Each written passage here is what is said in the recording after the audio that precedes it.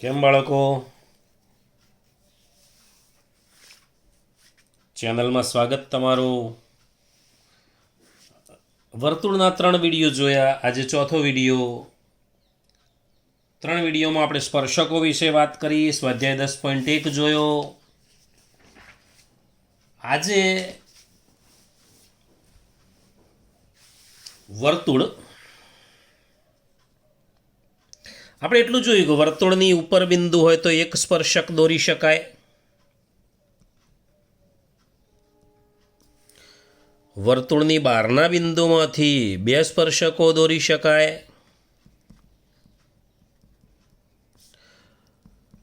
અને વર્તુળની અંદર બિંદુ હોય તો એક પણ સ્પર્શક દોરી શકાય નહીં. એક પણ સ્પર્શક ના દોરી શકાય.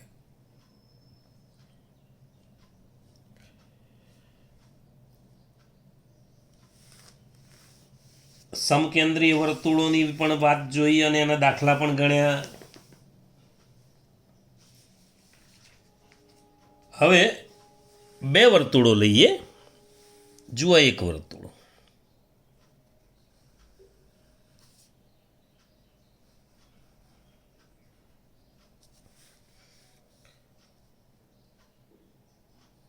અને આ બીજું વર્તુળ.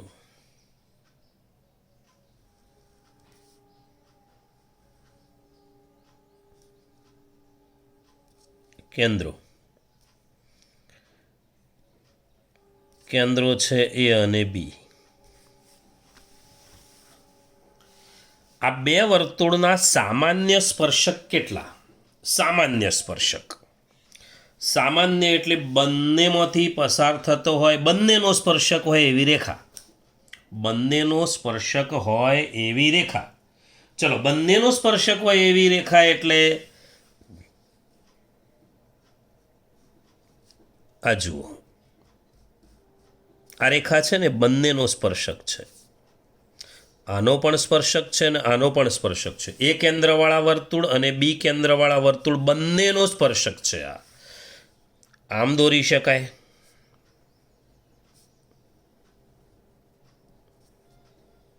બે સ્પર્શકો થયા, બંનેના સામાન્ય સ્પર્શકો કહેવાય.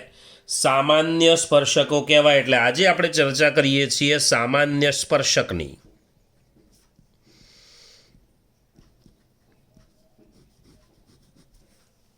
સામાન્ય સ્પર્શકની ચર્ચા કરીએ છીએ. તો સામાન્ય સ્પર્શકો આ બંને દોર્યા. હવે આ બંને બહારના ભાગમાં દોર્યા છે, જુઓ. એટલે આને બાહ્ય સ્પર્શકો કહીશું. આને કહીશું આપણે બાહ્ય સ્પર્શક, બાહ્ય સામાન્ય સ્પર્શક. આ બંને દોર્યા એ બાહ્ય સામાન્ય સ્પર્શકો જે બહારથી જતા રહે છે. જુઓ, હવે એક સ્પર્શક આવી રીતે પણ હોઈ શકે.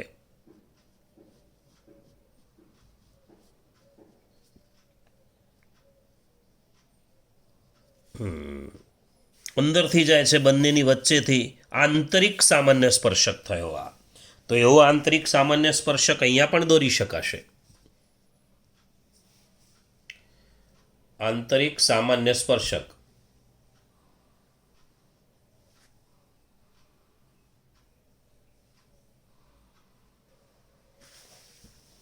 આંતરિક સામાન્ય સ્પર્શક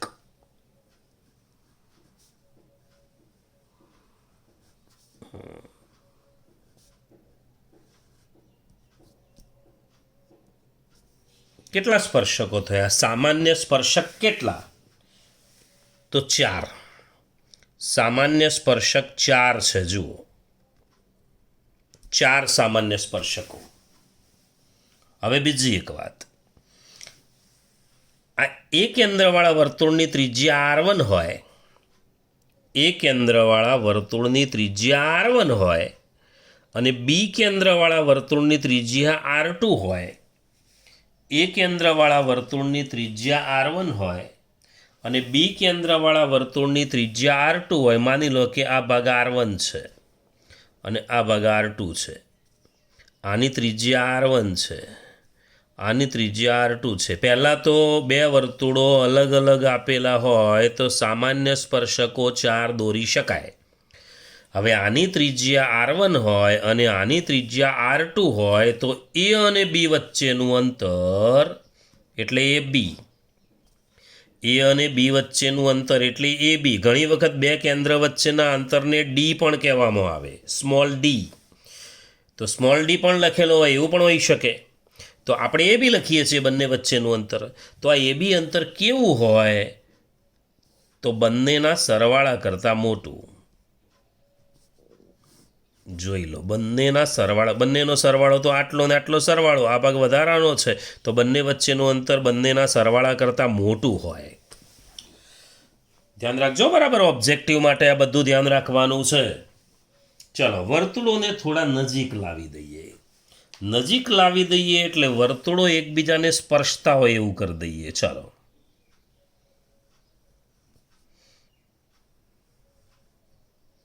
એક વર્તુળ, આ બીજું વર્તુળ. ચલો, એકનું કેન્દ્ર એ છે, એકનું કેન્દ્ર બી છે. ચલો, સામાન્ય સ્પર્શકો કેટલા? પહેલા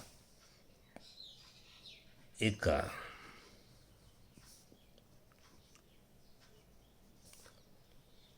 બરાબર, એકા. બાહ્ય બે થયા, બાહ્ય સ્પર્શકો બે દોરાયા, બાહ્ય સ્પર્શકો બે દોરાયા. ત્રીજો એક સ્પર્શક દોરાશે આંતરિક, વચ્ચે. આંતરિક પણ સ્પર્શ બિંદુએ દોરાયેલો સ્પર્શક છે. ચાલો, ત્રીજો સ્પર્શક બંનેની વચ્ચે થઈને આમ પસાર થશે. ત્રીજો સ્પર્શક. તો કેટલા સ્પર્શકો દોરી શકાયા? તો સંખ્યા આવી 3. સ્પર્શકોની સંખ્યા, સામાન્ય સ્પર્શકોની સંખ્યા 3. આવી પરિસ્થિતિ હોય તો હવે આની ત્રિજ્યા માની લો કે R1 છે, આની ત્રિજ્યા R2 છે. તો એ અને બી વચ્ચેનું અંતર એક્ઝેક્ટ બંનેના સરવાળા જેટલું થાય. જો વર્તુળો બહારથી સ્પર્શતા હોય, બહારથી સ્પર્શે છે એવું કહેવાય. બે વર્તુળો બહારથી સ્પર્શતા, આ તો છેદતા જ નહીં, આ વર્તુળો તો છેદતા જ નથી, આ બહારથી સ્પર્શે છે. તો બહારથી સ્પર્શતા હોય તો એ બી વચ્ચેનું અંતર, એ અને બી વચ્ચેનું અંતર એટલે એ બી બરાબર બંનેના સરવાળા જેટલું એક્ઝેક્ટ થશે.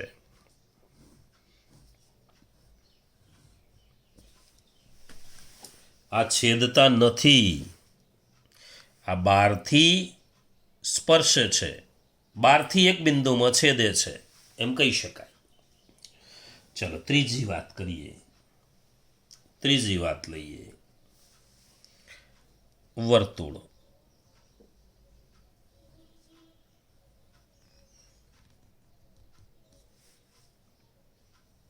બીજું એક વર્તુળ બે બિંદુમાં છેદે છે. જુઓ, આ છેદતા જ નહોતા, એક બિંદુમાં છેદે છે બે વર્તુળો એટલે સ્પર્શે છે. આ બે બિંદુમાં છેદે છે, વર્તુળો એકબીજાને બે બિંદુમાં છેદે છે. હવે સામાન્ય સ્પર્શક કેટલા? તો આમાં તો બાહ્ય જ દોરાશે. એક સ્પર્શક,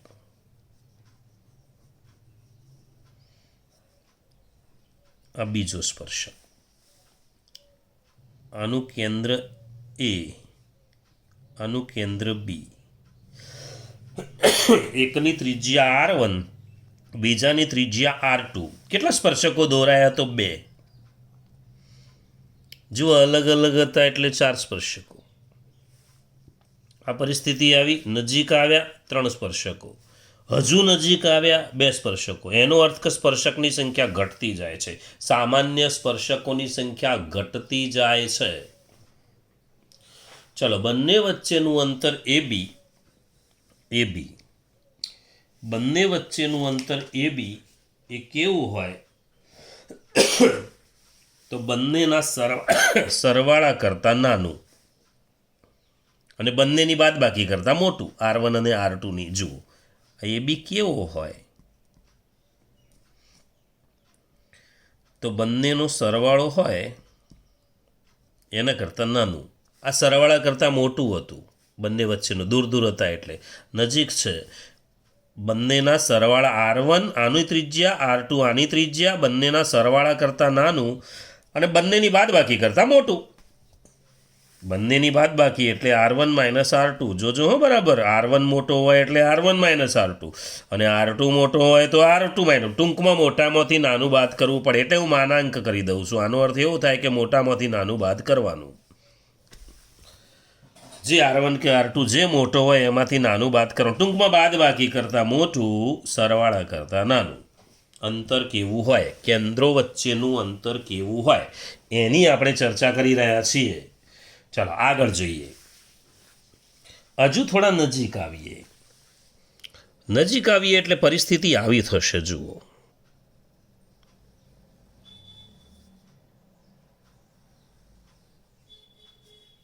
વર્તુળ,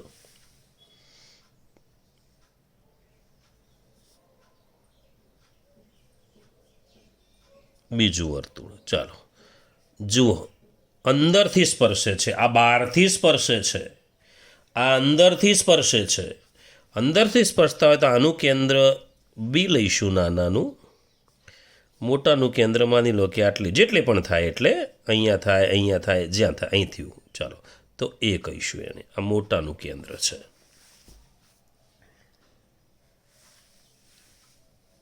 કેટલા સ્પર્શકો સામાન્ય હોય તો જુઓ, એક જ દોરી શકાય કે જે બંનેને સ્પર્શીને જાય એવો એક જ સ્પર્શક દોરી શકાય.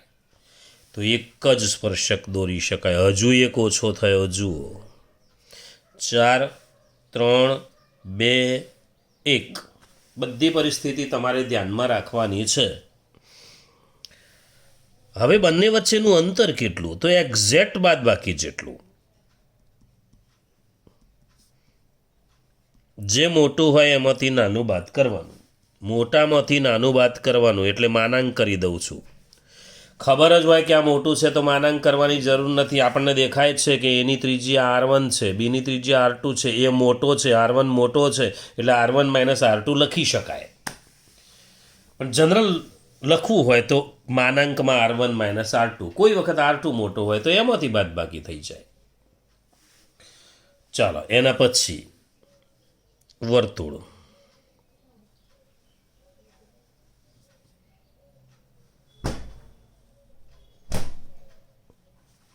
બે વર્તુળો છેદતા જ નથી. જુઓ,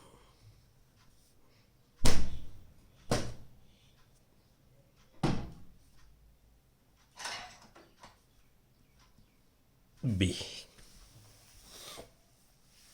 કેટલા સામાન્ય સ્પર્શકો દોરી શકાય? એક પણ નહીં. કોઈ સ્પર્શક એવો નથી કે જે બંનેને સ્પર્શીને જાય. તો અહીંયા 0 આવશે, 0, સંખ્યા 0. એક પણ સ્પર્શક ના દોરી શકાય. એક પણ સ્પર્શક બંનેનો સામાન્ય દોરી શકાય નહીં. હવે બંને વચ્ચેનું અંતર લઈએ, એ બી. તો બંને વચ્ચેનું અંતર હોય એ અંતર બાદબાકી કરતાં નાનું થાય. પણ મોટામાંથી જ નાનું બાદ કરવાનું એટલે માનાંક કરી દઈએ છીએ. મોટામાંથી નાનું બાદ કરવાનું. હવે જુઓ, આ વર્તુળો છેદતા નથી એકબીજાને, આ પણ છેદતા નથી. લખી દઉં, વર્તુળો છેદતા નથી એવી બે પરિસ્થિતિ. એકબીજાને છેદતા નથી એવી બે પરિસ્થિતિ છે. જુઓ,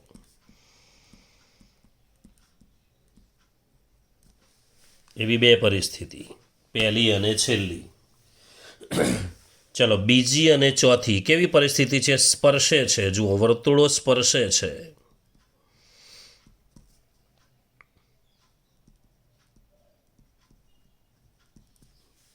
આ પણ વર્તુળો સ્પર્શે છે.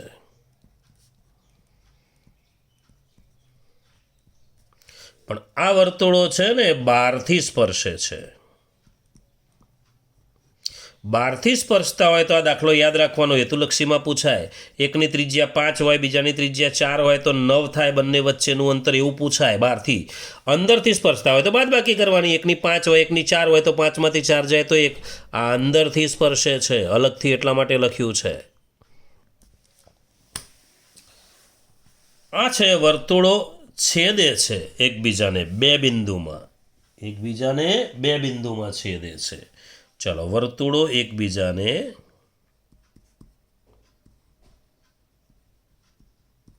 બે બિંદુમાં છેદે.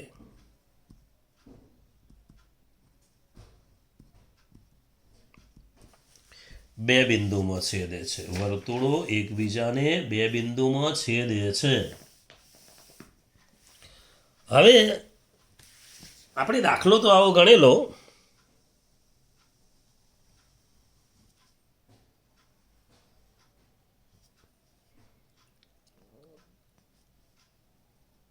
આ સ્પર્શક પણ દોરેલો.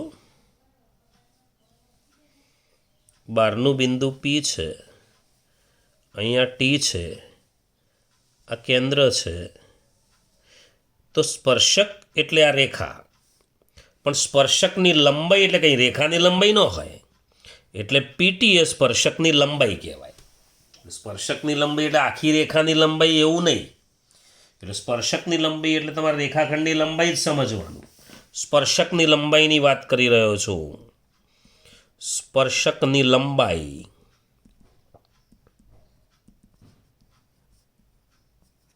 સ્પર્શકની લંબાઈ. તો સ્પર્શકની લંબાઈ એટલે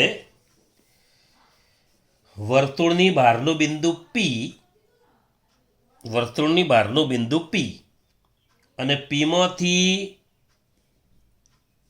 આજે સ્પર્શક દોર્યો અને આ સ્પર્શ બિંદુ બન્યું એટલે સુધીનો જે રેખાખંડ છે એ લંબાઈને શું કહેવાય? સ્પર્શકની લંબાઈ કહીશું. સ્પર્શકની લંબાઈ. તો વર્તુળની બહારના બિંદુ પી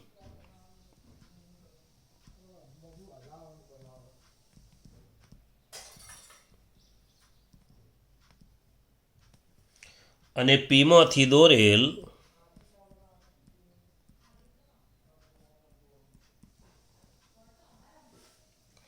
સ્પર્શકના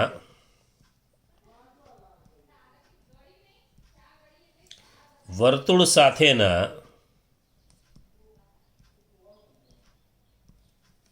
સ્પર્શ બિંદુને, સ્પર્શ બિંદુ એટલે ટી, સ્પર્શ બિંદુ ટીને જોડતા રેખાખંડની લંબાઈ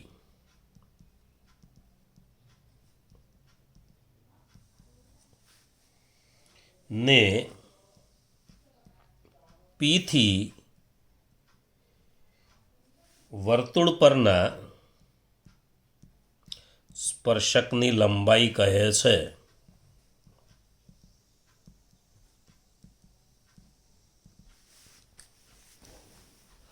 હવે એક બે થોડી નાની મોટી વાતો એવી કરી લઈએ કે કોઈ વાર કદાચ કોઈ વાર અચાનક કોઈ દાખલો આવી જાય તો ગણતા ફાવે, હેતુલક્ષી કરતા ફાવે એટલા માટે. એટલે હેતુલક્ષી માટે થોડી એક બે વાતો કહી દઉં છું, થોડું ધ્યાનથી જોઈ લો.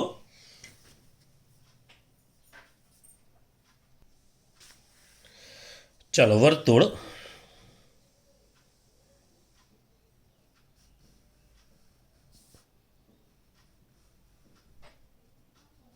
વર્તુળની બે જીવાઓ દોરું છું.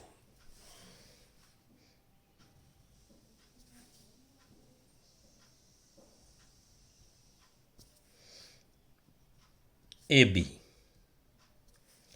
અને સીડી બે જીવાઓ છે. વર્તુળની અંદરના ભાગમાં પી બિંદુમાં છેદે છે. કોઈ વખતે આવી પરિસ્થિતિ આવે તો આ જીવાના ખંડ કહેવાય. પીએ, પીબી, પીસી, પીડી. પીએ અને પીબી જીવાના ખંડ છે. પીસી અને પીડી એ જીવાના ખંડ છે. તો પીએ ગુણ્યા પીબી એટલે એક જ જીવાના બે ખંડોનો ગુણાકાર, એટલે પીએ ગુણ્યા પીબી બરાબર પીસી ગુણ્યા પીડી. આ એક વાત ધ્યાન રાખવાની. કદાચ ક્યાંક હેતુલક્ષી આવું હોય તો પીએ ગુણ્યા પીબી બરાબર પીસી ગુણ્યા પીડી. કદાચ કોઈ આખો 25 આપ્યો હોય તો એકને એક્સ અને બીજા ભાગને 25 - એક્સ એવું કરીને પણ દાખલો ગણી શકાય. અને ટુકડા આપ્યા હોય તો સીધું સૂત્રનો ઉપયોગ કરી દેવાય. ચાલો, બીજું એક લખીએ. વર્તુળ,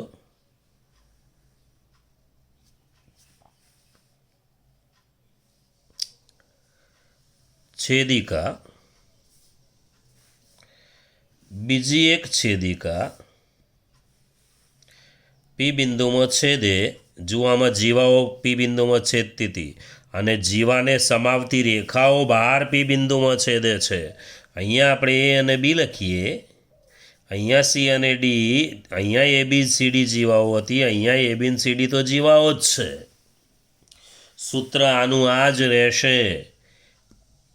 પીમાં છેદે છે ને, પીએ અને પીબી બે ખંડ કહેવાય આમાં, તો પીએ ગુણ્યા પીબી બરાબર પીસી ગુણ્યા પીડી. ધ્યાન રાખજો બરાબર, સૂત્રો ક્યાંય લખેલા નહીં હોય આ બધા. પીએ ગુણ્યા પીબી બરાબર પીસી ગુણ્યા પીડી. આમાં પણ સૂત્ર તો એનું એ જ, આકૃતિની પરિસ્થિતિ બદલાઈ ગઈ. ત્રીજી વાત, વર્તુળ,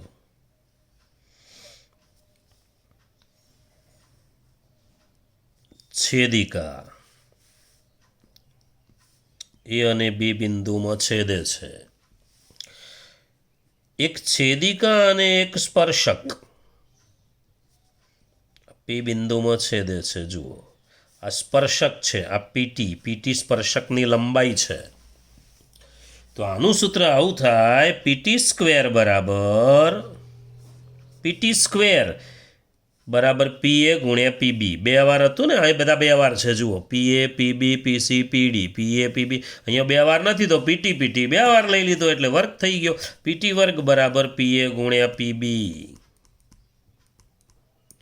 પીટી વર્ગ બરાબર પીએ ગુણ્યા પીબી. અહીંયા પીએ ગુણ્યા પીબી બરાબર પીસી ગુણ્યા પીડી.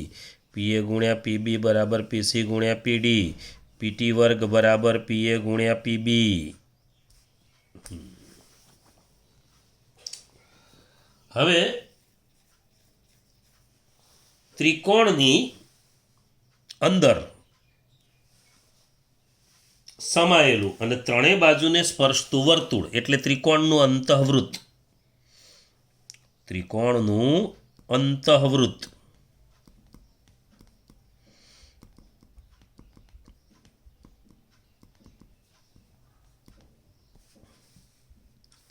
ચલો, ત્રિકોણની અંદર સમાયેલ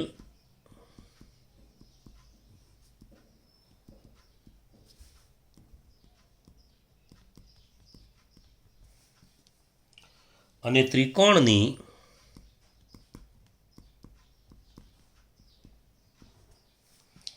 ત્રણેય બાજુઓને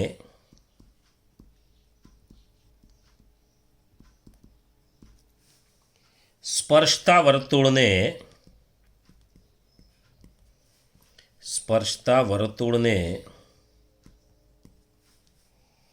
ત્રિકોણનું અંતઃવૃત્ત કહે છે.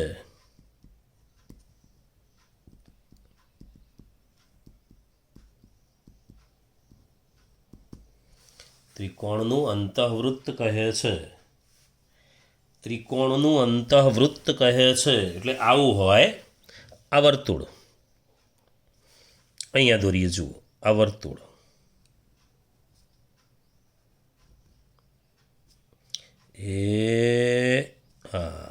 ત્રિકોણની ત્રણેય બાજુઓ જુઓ, ત્રણેય બાજુઓને સ્પર્શે છે.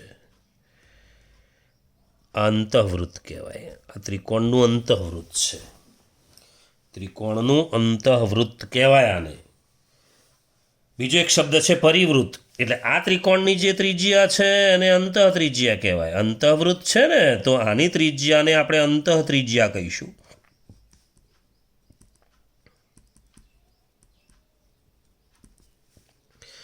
ચલો, ત્રિકોણની બહાર વર્તુળ હોય,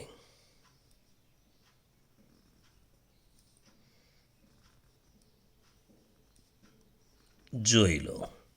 ત્રિકોણની બહાર વર્તુળ છે તો આને આપણે પરિવૃત્ત કહીશું. આ અંતઃવૃત્ત છે, આ છે અંતઃવૃત્ત છે. એની ત્રિજ્યા અંતઃ ત્રિજ્યા. આ વર્તુળ છે એ પરિવૃત્ત છે. એની ત્રિજ્યા આમ થશે, જુઓ, આ ત્રિજ્યા એના ખૂણા આડે છે વર્તુળને. ત્રિકોણના ખૂણા વર્તુળને અડકે છે. જુઓ, આમાં ત્રિકોણની બાજુઓ વર્તુળને અડકે છે. આ જે બની ત્રિજ્યા એને પરિત્રિજ્યા કહીશું.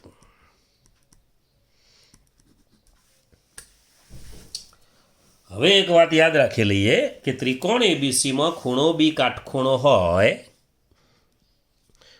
બહુ જ પૂછાતો પ્રશ્ન. ત્રિકોણ એબીસીમાં ખૂણો બી કાટખૂણો છે. ત્રિકોણ એબીસીમાં ખૂણો બી કાટખૂણો છે. હવે ત્રિકોણ એબીસીમાં ખૂણો બી કાટખૂણો છે તે હું આવા દોરી દઉં છું. ચાલો, 3 બાજુઓ છે, એ બી, બીસી અને એસી, જ્યાં એસી કર્ણ છે. આપણને ખબર છે આ કર્ણ છે. તો અંતઃત્રિજ્યાનું સૂત્ર કાટકોણ ત્રિકોણ માટે યાદ રાખી લેવાનું. અંતઃત્રિજ્યા કાં તો પછી અંતઃવૃત્તની ત્રિજ્યા, જે શબ્દ વાપર્યો હોય એનું સૂત્ર આવું છે: એ બી વત્તા બીસી માઇનસ એસી ભાગ્યા 2. જુઓ, સ્ક્વેર ના કરતા. એ બી વત્તા બીસી માઇનસ એસી. ટૂંકમાં ત્રણેય બાજુઓ હોવી જોઈએ. 2 આપી હોય તો પાયથાગોરસથી ત્રીજી બાજુ શોધી લેવાની, પણ શોધીને આ સૂત્ર મૂકી દેવાનું. એ બી વત્તા બીસી માઇનસ એસી ભાગ્યા 2. અને પરિત્રિજ્યાનું સૂત્ર એટલે પરિવૃત્તની ત્રિજ્યા. પરિવૃત્તની ત્રિજ્યા કહીએ કે પછી પરિત્રિજ્યા કહીએ. આનું સૂત્ર સીધું કર્ણ ભાગ્યા 2. કાટકોણ ત્રિકોણની જ વાત છે. આ કાટકોણ ત્રિકોણની જ વાત છે. એક ઉદાહરણ જોઈ લઈએ. પૂછાય છે આવું એટલે એક ઉદાહરણ જોઈ લઈએ આપણે.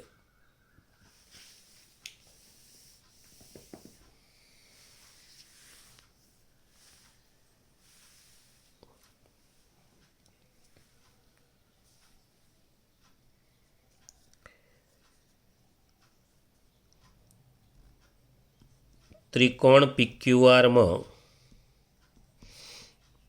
ખૂણો Q કાટખૂણો છે. PQ બરાબર 7, PR બરાબર 25.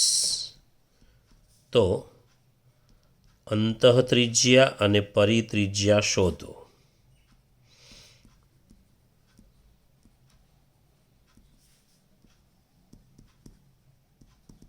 અંતઃત્રિજ્યા અને પરિત્રિજ્યા શોધો. ત્રિકોણ PQRમાં ખૂણો Q કાટખૂણો. PQ 7, PR 25. આકૃતિ દોરી દઉં. જુઓ,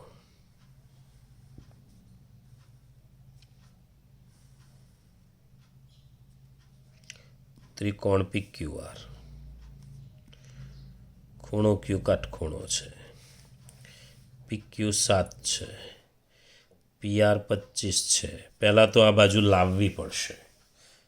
માઇનસ થશે કે પ્લસ? કર્ણ સિવાયની બાજુ શોધવી હોય તો માઇનસ થાય. PR વર્ગ માઇનસ PQ વર્ગ. PR વર્ગ એટલે 25નો વર્ગ માઇનસ 7નો વર્ગ. 625 માઇનસ 49. 625માંથી 49 જાય તો 576, અને 576 થયું એટલે QR બરાબર 24 જવાબ આવે. QR 24 આવે. હવે અંતઃત્રિજ્યા લખીએ.